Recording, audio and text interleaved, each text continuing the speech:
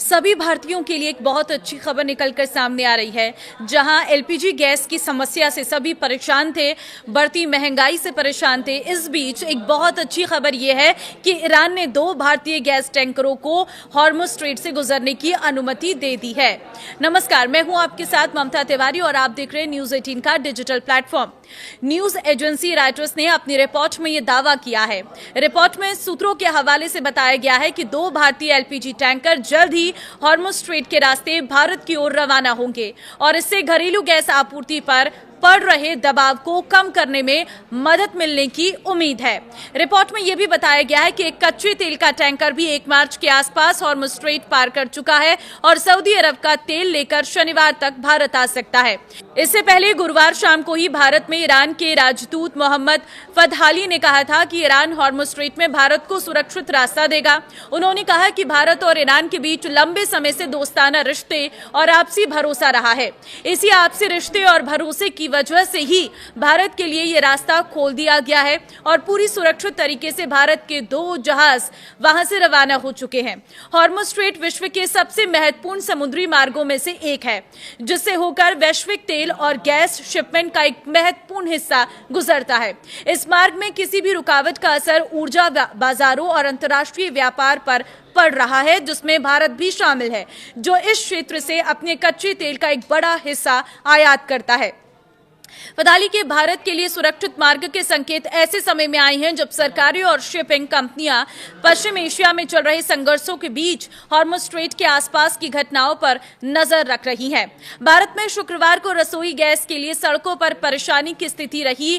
कई रास्तों में लोग कतारों में खड़े देखे गए, खाने पीने की दुकानें बंद हो गई, जमाखोरी की खबरें भी फैलने लगी। जबकि केंद्र सरकार लगातार ये कह रही थी कि देश में एलपीजी की कोई कमी नहीं है।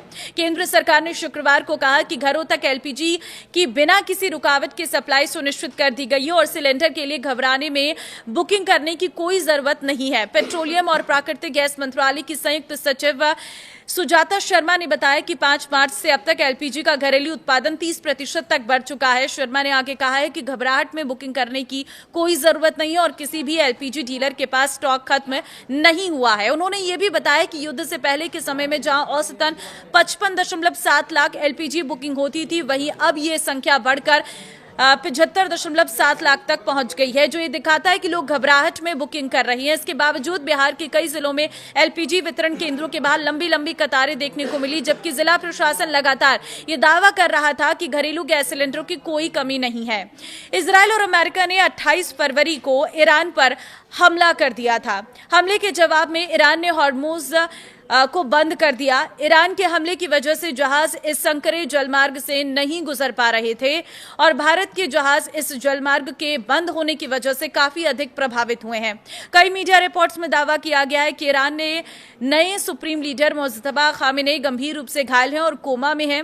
ब्रिटिश मीडिया द सन की रिपोर्ट के मुताबिक 28 फरवरी को अमेरिका इजरायल के हमले में घायल होने के बाद उन्हें तेहरान के सीना यूनिवर्सिटी अस्पताल में भर्ती कराया गया। बताया जा रहा है कि उनकी हालत बेहद गंभीर है।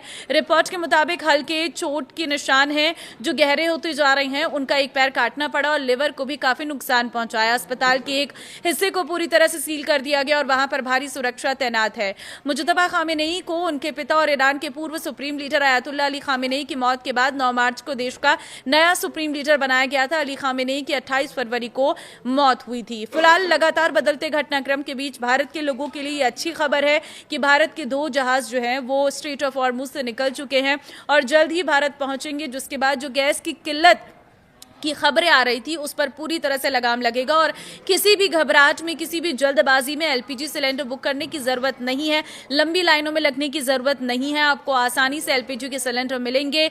इस अफरा तफरी में लोगों ने सिलेंडर की बुकिंग बहुत ज्यादा कर दी थी, जिसकी वजह से वेबसाइट क्रैश हो गई थी, जिसकी वजह से फोन कॉल रिसीव नहीं हो रहे थे गैस कंपनियों के द्वारा और यही वजह रही कि लोगों ने घबराहट में, जल्दबाजी में सिलेंडर्स बुक करने शुरू कर दिए। जैसी वेबसाइट आधे घंटे के लिए ओपन होती थी, कई लाखों में लोग रजिस्ट्रेशन कर देते थे और यही वजह रही कि एलपीजी की डिमांड जो है वो बढ़ती चली गई और सप्लाई में देरी होती चली गई, जिसकी वजह से लोगों में पैनिक की सिचुएशन क्रिएट होगी। जबकि आपको पैनिक होने की जरूरत नहीं है, क्योंकि पर्याप्त मात्रा में सरकार का ये कहना है कि उनके पास गैस का स्टॉक मौजूद है। लेकिन कुछ वजहों से सरकार जो है जमाखोरी ना हो सके, कालाबाजारी ना हो सके, इसके लिए लगातार नियमों को बदल रही थी और कई इसी वजह से गांव में 45 दिन बाद बाद दूसरा सिलेंडर की डिलीवरी अब होगी, ये सरकार ने निर्देशित किया है। तो फिलहाल इस वीडियो को सभी के साथ शेयर कर दीजिए, क्योंकि ये अच्छी खबर है कि अब भारत को जल्द ही 2 एलपीजी के जो जहाज हैं वो मिलने जा रहे हैं, जिसकी वजह से जो एलपीजी की समस्या भारत में आ रही थी, जो गैस की समस्या भारत में आ रही थी, वो खत्म हो जाएगी।